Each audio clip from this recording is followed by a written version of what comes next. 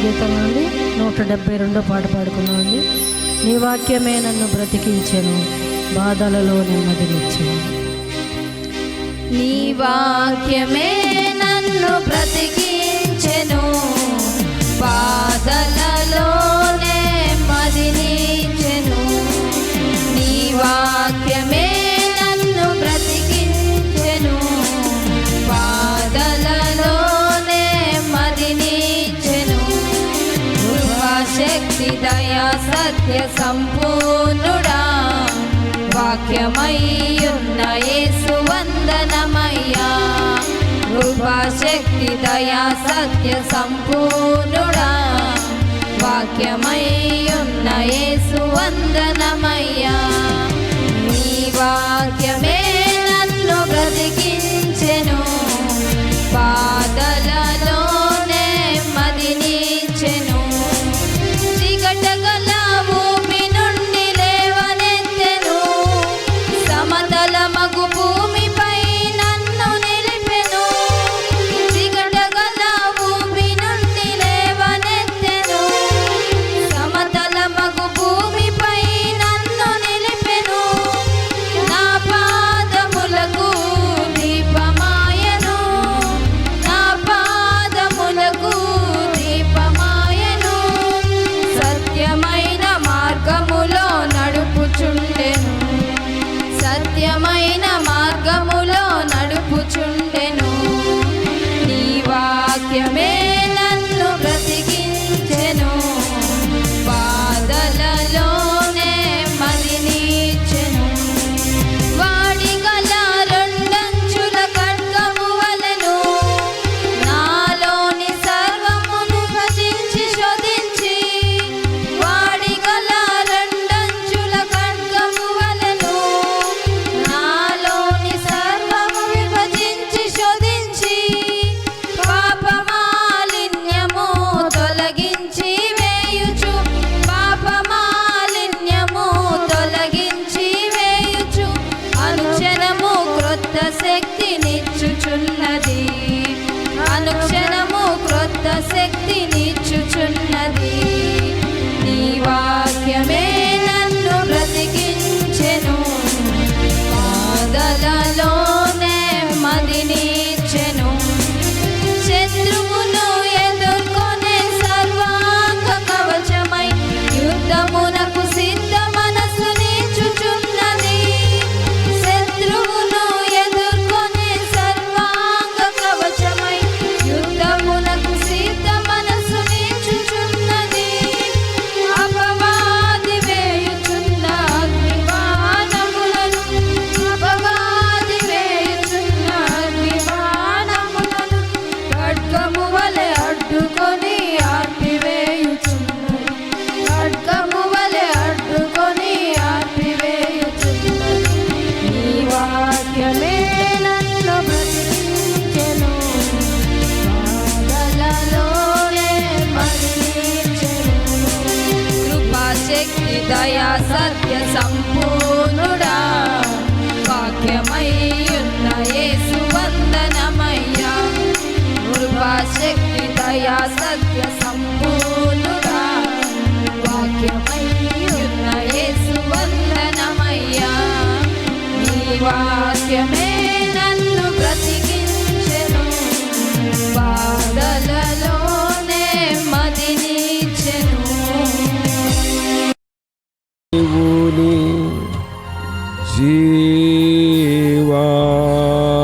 జీవాత్మానా మీదికి రమ్ము. దేవుని జీవాత్మానా మీదికి రమ్ము. వేరాచు వంచు మాలచు నింపు దేవుని జీవాత్మనా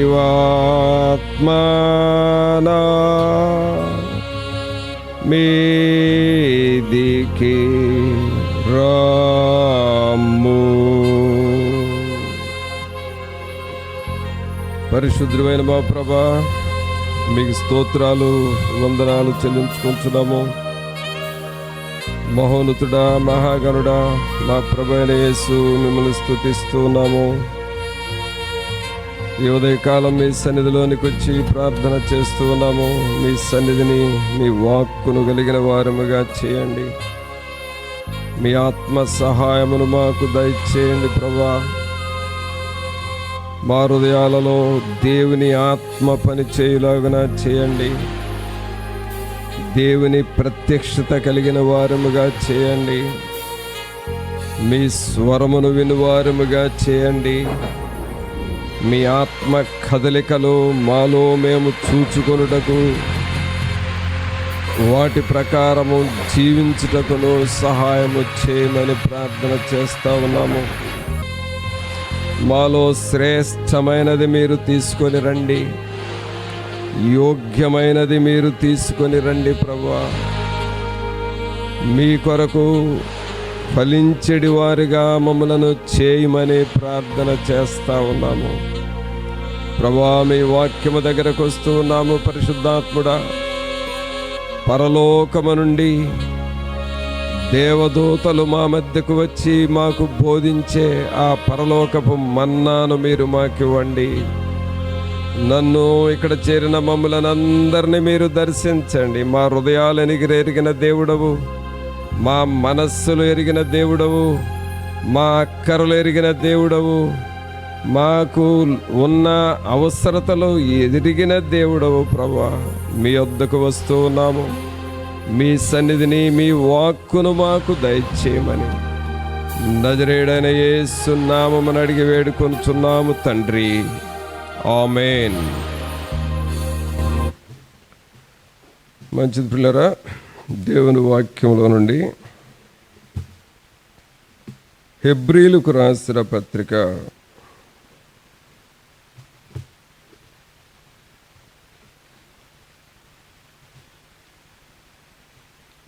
4వ అధ్యాయము. హెబ్రీలకు రాసిన పత్రిక 4వ అధ్యాయము మొదటి వచనం చదువుకుందాం. హెబ్రీ 4:1. ఆయన యొక్క విశ్రాంతిలో ప్రవేశించుదుమను వాగ్దానము ఇంకా నిలిచి ఉండగా, మీలో ఎవడైనను ఒకవేళ ఆ వాగ్దానము పొందకుండా తప్పిపోనేమో అని భయము కలిగి ఉందము. ప్రభునందు ప్రియులారా, ఇక్కడ మనం చదివిన ఈ వాక్యంలో అపోస్తలుడైన పౌలు గారు ఈ హెబ్రీ అనే సంఘస్థులకు రాస్తూ ఉన్న మాటలు మనం చదివాం. హెబ్రీ సంఘానికి ఇక్కడ పౌలు గారు రాస్తున్న మాట ఏమిటంటే,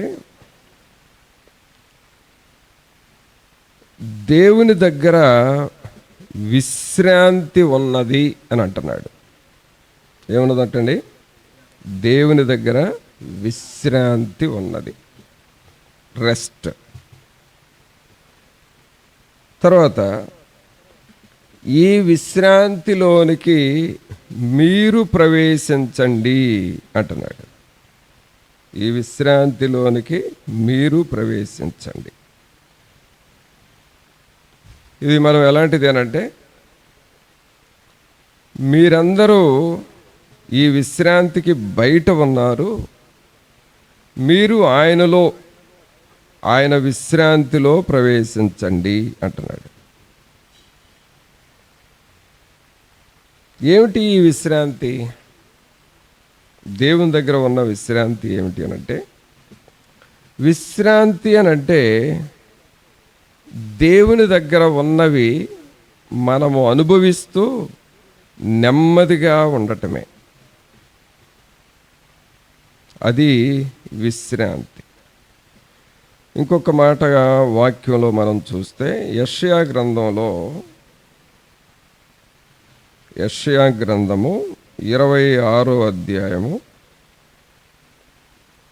3వ వచనంలో ఏమనుందంటే, యెషయా 26:3, ఎవని మనస్సు నీ మీద ఆనుకొనును వానిని నీవు పూర్ణ శాంతి గలవానిగా కాపాడుదువు. ఏలయనగా అతడు నీ యందు విశ్వాసముంచి ఉన్నాడు. మరలా నేను చదువుతున్నాను, మరలా చూడండి. ఈ పాయింట్ మీకు అర్థమైతేనే మెసేజ్ మీకు అర్థమవుతుంది. అందుకని ఎవని మనస్సు నీ మీద ఆనుకొనునో వానిని నీవు పూర్ణ శాంతి గలవానిగా కాపాడుదువు. ఏలయనగా అతడు నీ యందు విశ్వాసముంచి ఉన్నాడు. అంటే ఇక్కడ అర్థం ఏంటి అనంటే, మనం పూర్తిగా దేవుని మీద ఆధారపడాలి, దేవుని మీద ఆనుకోవాలి. అలా ఆనుకుంటేనే, ఆయన మీద ఆధారపడితేనే పూర్ణ శాంతి వస్తుంది. ఆ పూర్ణ శాంతినే విశ్రాంతి అంటాం. సో ఇక్కడ విశ్రాంతి అంటే ఏంటంటే పూర్ణ శాంతి. పూర్ణ శాంతి అంటే అన్ని రకాలుగా peace of mind, peace of life, peace of actions. మనం ప్రతి పనిలో కూడా పూర్ణ శాంతి ఉంటుంది.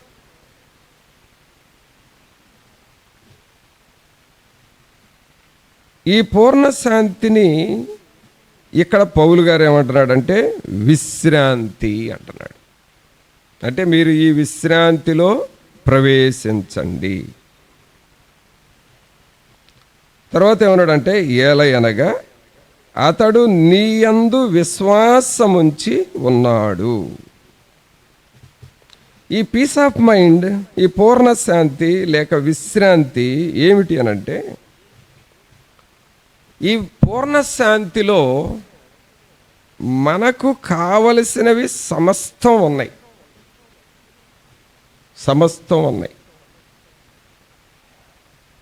ఒక రకంగా చెప్పాలంటే, మనం భూమిని ఉదాహరణగా తీసుకుంటే, ఈ సాయిల్ని, ఈ నేలలో అన్ని రకాల పోషక పదార్థాలు ఉన్నాయి. అన్ని రకాల మినరల్స్ ఉన్నాయి. అలాగే అన్ని రకాల లవణాలు ఉన్నాయి. ఇప్పుడు మనం మొక్కలు పెట్టినప్పుడు ఏ మొక్కకు ఏ లవణమో ఏ ఖనిజ పదార్థం అవసరమో వాటిని పీల్చుకుంటుంది. మామిడి మొక్కకు కావలసిన పోషకాలని నేలలో నుండి అది పీల్చుకుంటుంది. మరి గోంగూర లాంటి మొక్కలను వేస్తే వాటికి కావలసిన పోషక పదార్థాలు అవి పీల్చుకుంటాయి. కొబ్బరి మొక్కలు నాటితే వాటికి కావలసిన పోషక పదార్థాలు అవి పీల్చుకుంటాయి. ఏ మొక్కలన్నా వేయండి, ఆ మొక్కలకు కావలసిన పోషక పదార్థాలని ఆ నేల, ఆ భూమి అందిస్తూ ఉంటుంది. ఫలాలు రకరకాలుగా ఉంటున్నాయి. రకరకాల టేస్టులో ఉండటానికి కారణము అవి పీల్చుకునే పోషక పదార్థాలు, ఖనిజ పదార్థాలు కారణం. అలాగే ప్రియులారా, మనము కూడా ఒక మొక్క లాంటి వారము. వీఆర్ ఏ ప్లాంట్. మనం ఒక మొక్క లాంటి వారం. దేవుడు మనకు ఒక భూమి లాంటి వాడు. ఆయన మనకు భూమి అయితే మనమేమై ఉన్నాం? ఆయనకి మొక్క. అందుకనే యేసుక్రీస్తు ప్రభువారు యోహాను సువార్త 15వ అధ్యాయం 1వ వచనంలో ఏమంటాడంటే, నేను నిజమైన ద్రాక్షావల్లిని, మీరు నాకు తీగలు. అంటే నాకు మీరు అంటుకట్టబడి ఉంటే నేను మీకు కావలసినవన్నీ సప్లై చేస్తాను అని అంటున్నాడు. ఇప్పుడు మనకేం కావాలి? కొబ్బరి మొక్కకి కొన్ని ఖనిజాలు కావాలి, వాటిని తీసుకుంది. మరి యాపిల్ మొక్కకి, యాపిల్ చెట్టుకి కావలసిన పోషక పదార్థాలు అది పీల్చుకుంటుంది. ఇలాగ ఒక్కొక్క మొక్క ఒక్కొక్క ఖనిజ పోషకాలని భూమిలో నుండి తీసుకొని అది ఎదిగి ఫలాలు ఇచ్చినట్లుగా మనము కూడా దేవునిలోనికి వెళ్ళి దేవుని మీద ఆధారపడి దేవునితో మనం సంబంధం కలిగి ఉండి ఆయనలో ఉన్నవన్నీ మనం తీసుకుంటూ ఉండాలి. ఆయన దగ్గర ఏమున్నాయి అనంటే, నీకు కావలసిందంతా ఉన్నది. నీకేం కావాలి?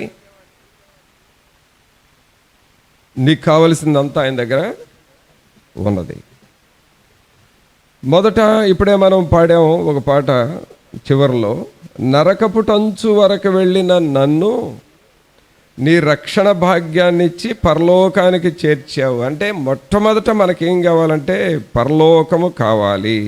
ఆ పరలోకానికి వెళ్ళటానికి నిన్ను ప్రిపేర్ చేసి నిన్ను తగిన రీతిగా సిద్ధం చేసే ప్రాసెస్ దేవుని దగ్గర ఉన్నది. ప్రతిదీ ఒక ప్రాసెస్. ఒకప్పుడు జంపంలో షుగర్ ఫ్యాక్టరీ ఉండేది. ఆ చెరుకులన్నీ ఆ మిల్లర్లో వేసేస్తే అది రకరకాల ప్రాసెస్లో ఉంటూ వేరే ఆ చివర్లో షుగర్ బయటకు వచ్చేది. అదొక ప్రాసెస్. అలాగే మనకి ఇక్కడ వైజాగ్లో స్టీల్ ప్లాంట్ ఉన్నది. ఆ ముడి పదార్థాలన్నీ ఒక సైడ్ వేస్తే అవన్నీ ఆ ఫర్నేసుల్లో బర్న్ అయ్యి ఆ ప్రాసెస్ జరిగి ఒక చివర అది ఐరన్గా, రాడ్స్గా బయటకు వస్తుంది. ఒక ప్రాసెస్ ఉంటుందండి ప్రతిదానికి. అలాగే దేవునిలో నీకు కావలసినవి అన్నీ ఉన్నాయి. రక్షణ ఉంది, సమృద్ధి ఉన్నది, సహాయం ఉన్నది, విశ్రాంతి ఉన్నది, కుటుంబ అవసరతలు తీర్చబడతాయి, పిల్లల అవసరతలు తీర్చబడతాయి, ఆరోగ్యం ఉన్నది, జయము ఉన్నది, పరలోకం ఉన్నది. నీకు కావలసినవి ఇంకా ఏమేమి ఉన్నాయో అన్ని దేవునిలో ఉన్నాయి. మనం అడిగినప్పుడు ఆయన ఇస్తా ఉంటాడు. ఆయన ఇచ్చినప్పుడు మనం నెమ్మదిగా ఉంటాం. ఆయనను అడిగినప్పుడు మనకిస్తూ ఉంటాడు.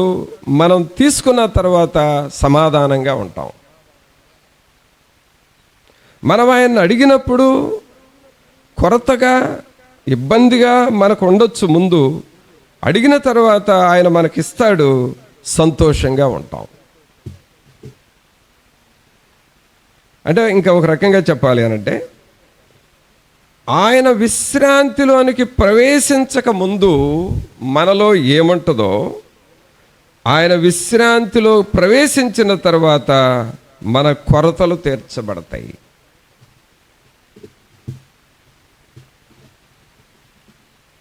మన కొరతలు తీర్చబడతాయి. ఆకలైనప్పుడు భోజనం చేస్తే ఆకలి తీరినట్లుగా దేవుని లోపలికి వెళితే మన అవసరతలు తీర్చబడతాయి. అందుకోసం ఇక్కడ పౌలు గారు ఏమంటున్నాడంటే 4వ అధ్యాయం 1వ వచనంలో, ఆయన యొక్క విశ్రాంతిలో, ఎవరి విశ్రాంతి అండి ఇది? దేవుని యొక్క విశ్రాంతి. ఆయన అనగా దేవుడు, దేవుని యొక్క విశ్రాంతి. దేవుడు మనకిచ్చే విశ్రాంతి, దేవుడు మనకిచ్చే సమాధానం, దేవుడు మనకిచ్చే ఆరోగ్యము, దేవుడు మనకిచ్చే నెమ్మది, దేవుడు మనకిచ్చే ఆర్థిక అభివృద్ధి,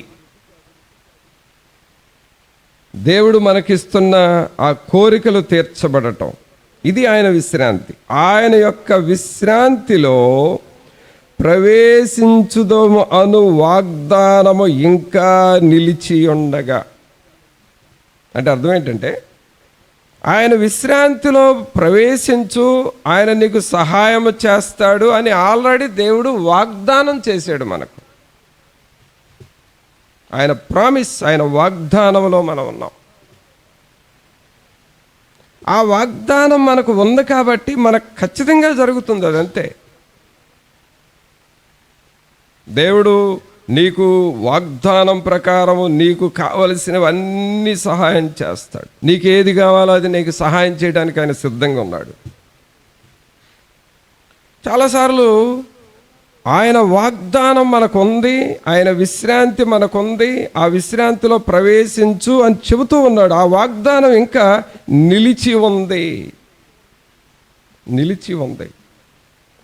ఇప్పుడు మనల్ని ఏమంటాడంటే, ఆ విశ్రాంతిలో మీరు ప్రవేశించి వాటిని స్వతంత్రించుకోవడానికి మీరు ప్రయత్నం చేయండి. మీరు ప్రయత్నం చేయాలి అని అంటే, ఈలోపు ఏం జరుగుతుందంట? 4వ అధ్యాయం మరలా చదువుతున్నాను. ఆయన యొక్క విశ్రాంతిలో ప్రవేశించుదమను వాగ్దానము ఇంకా నిలిచి ఉండగా, మీలో ఎవడైనను ఒకవేళ ఆ వాగ్దానము పొందకుండా తప్పిపోవునేమో అని భయము కలిగి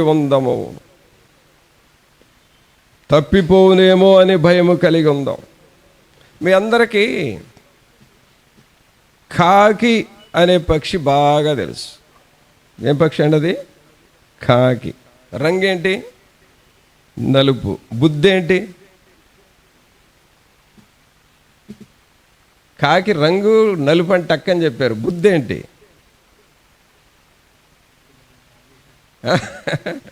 కాకి బుద్ధి ఏంటండి? ఏమంతా ఆలోచిస్తున్నారు దాని గురించి. ఏం బుద్ధి? కాకి బుద్ధి కాజేసే బుద్ధి. ఏం బుద్ధి? కాజేసే బుద్ధి. ఎలా కాజేశారంటే, ఒకసారి మీరు ఆలోచించుకోండి. చిన్నప్పుడు మీరు మరమరాలు ఉండలు తింటున్నారు, అది పైనుండి చూసింది, దాన్ని నీ చేతిలో తనుగుపోయిందా? తనుగుపోలేదా? అవునా కదా? దొంగ బుద్ధి అది, కాజేసే బుద్ధి. అలాగే ప్రియులారా, సాతానుడు కూడా దేవుని దగ్గర నుండి నీవు ఈ విశ్రాంతిని పొందాలి అని అనుకుంటున్నప్పుడు, దేవుని దగ్గర నుండి ఆ వాగ్దానాన్ని నువ్వు పొందుకోవాలనుకున్నప్పుడు, దేవుని దగ్గర నీకు కావలసినవి నువ్వు పొందుకోబోయే సమయంలో ఒక కాకిలాగా సాతానుడు వాళ్తాడు నీ మీద. అది ఎలాంటిది అనంటే, ఇక నువ్వు ఆ మరమరాలు ఉండ నోటిలో పెట్టబోయే లోపు కాకొచ్చి తన్నుకుపోతుంది. అలాగూ సాతానుడు నిన్ను తప్పిస్తూ ఉంటాడు. ఆ విషయంలో మీరు జాగ్రత్తగా ఉండండి అంటున్నాడు. అది అసలు ఈరోజు మెసేజ్ ఏంటంటే, కాకి తన్నుకుపోకుండా నీవు జాగ్రత్తగా ఉండు. అది మెసేజ్. దేవుని దగ్గర ఆశీర్వాదాలు ఉన్నాయి, ఆయన నీకు ఇవ్వాలంటున్నాడు. దేవుని దగ్గర సమృద్ధి ఉంది, అది నీకు ఇవ్వాలనుకుంటున్నాడు. దేవుని దగ్గర ఆరోగ్యం ఉంది, నీకు ఇవ్వాలనుకుంటున్నాడు. దేవుని దగ్గర నీకు సమాధానము, శాంతి ఉంది, పూర్ణ శాంతి ఉంది, అది నీకు ఇవ్వాలనుకుంటున్నాడు. ఆయన నీకు ఇచ్చేలోపు, నువ్వు వెళ్ళి అందుకునే లోపు ఎవడొచ్చి పడుతున్నాడు నీ మీద? కాకి, సాతానుడు వచ్చి తన్నుకుపోతున్నాడు. అందుకనే పిల్లరా, దేవుని దగ్గర మనం అడుగుచున్నాము కానీ పొందుకోకపోవటానికి, ఆలస్యం అవటానికి కారణాలు ఇవే.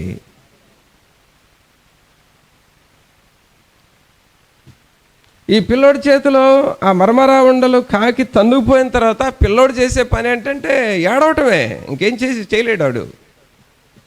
ఊరికి ఏడుస్తాడు, ఈ నా కాకి తన్నుకుపోయిందని ఏడుస్తాడు, అంత తప్ప ఏం చేయలేడు.